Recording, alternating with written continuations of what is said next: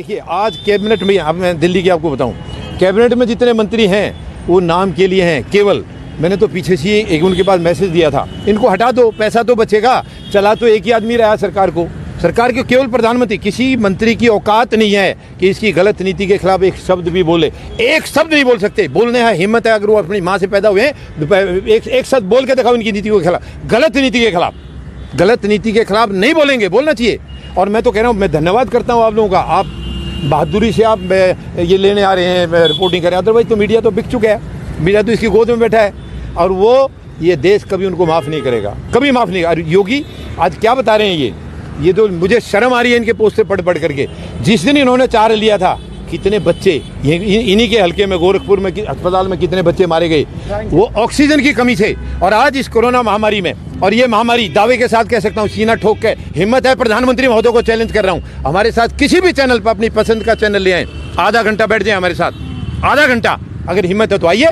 हमने बहुत बार, एक बार नहीं 50 बार चैलेंज किया है, नहीं आएंगे वो मीडिया से भागते हैं, केवल फोटो खिंचवाते हैं, मीडिया से भागते हैं। महामारी जो आई है देश में, आई नहीं है, ये लाई गई है, प्रधानमंत्री लाए हैं इसको।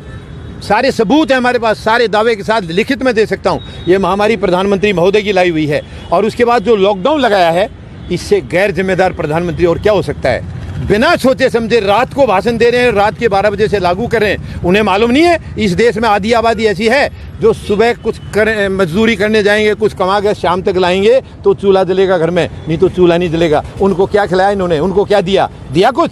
रात को 8 बजे भाषण कर रहे हैं, 12 बजे से लागू कर दिया और दुनिया अफरा तफरी है। दिल्ली में हमने देखा लाखों लोग सड़क पर हैं, तो कहाँ महामारी का वो उसकी रोकथाम कहाँ हुई। और लोग अपने अपने घरों के लिए निकल गए। उन्होंने ये कहा है कोरोना महामारी हमें शायद माफ़ कर देगी, भूख माफ़ नहीं करेगी।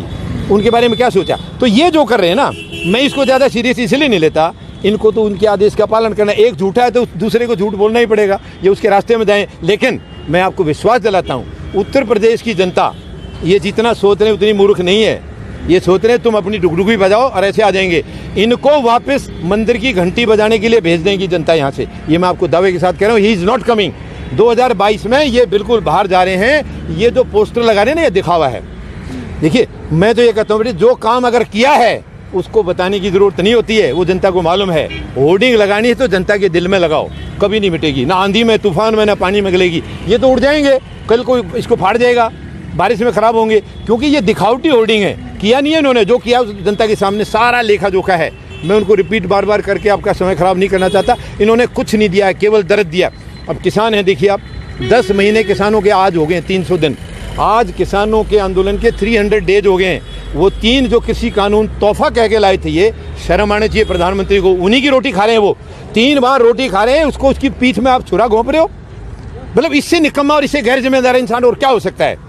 उन्हीं की खा रहे हो, उन्हीं की कमर में जो है ना पीठ में छुरा घोंप रहे हैं। और अब किसानों ने ठान ली है, ये पहले भी राकेश टिकैत के कई बार बयान आए हैं। अभी हम कानून वापसी की बात कर रहे हैं, कल ऐसा ना हो जाए कि हमें सरकार वापसी की बात करनी पड़ जाए। तो वो हो गई है, ये तो जाएगी।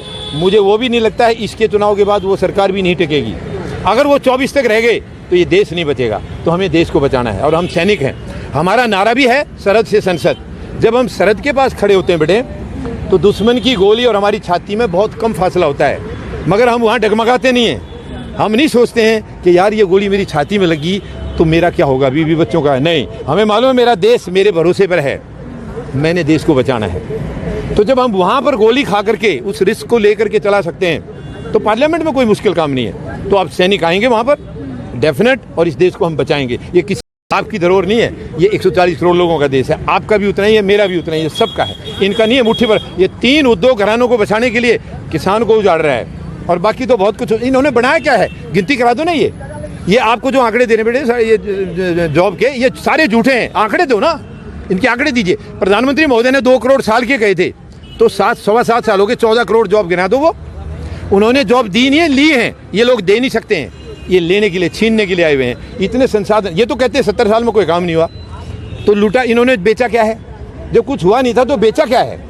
बेचा है तो कुछ हुआ था तभी तो बेचा है। मैं ये नहीं कह रहा कि पहले ईमानदार सरकार थी, पहले भी भ्रष्टाचार होता रहा है। 74 साल में सबने किया है, केवल एक सरकार थी जिसको हम ईमानदार कह सकते हैं, लाल बहादुर शास्त्री जी की। वो रहे नहीं, उनको, बाकी सबने भ्रष्टाचार किया, सबने बेईमानी की है। मगर ये तो तानाशाही से देश को चला रहे हैं। ये अपने बाप की संपत्ति समझ रहे हैं। ऐसा नहीं है, ये देश ऐसे नहीं होने देगा, इतना कमज़ोर नहीं है। और जवान और किसान इकट्ठे हो गए हैं, अब बेटे इनकी कोई औकात नहीं। जवान, किसान, गरीब और मजदूर सारा एक में आता है। किसान के अंदर सब समाहित हैं, किसान के बेटे ही जाते हैं वहाँ, मजदूर के, किसान के, इन्हीं के बेटे जाते हैं, गरीब के बेटे जाते हैं सेना में। किसी नेता का बेटा है या किसी उद्योग घराने का है, जाएंगे भी नहीं कभी। तो मैं आपको दावे के साथ कह सकता हूँ, ये सरकार भी जाएगी और वो भी जाएगी।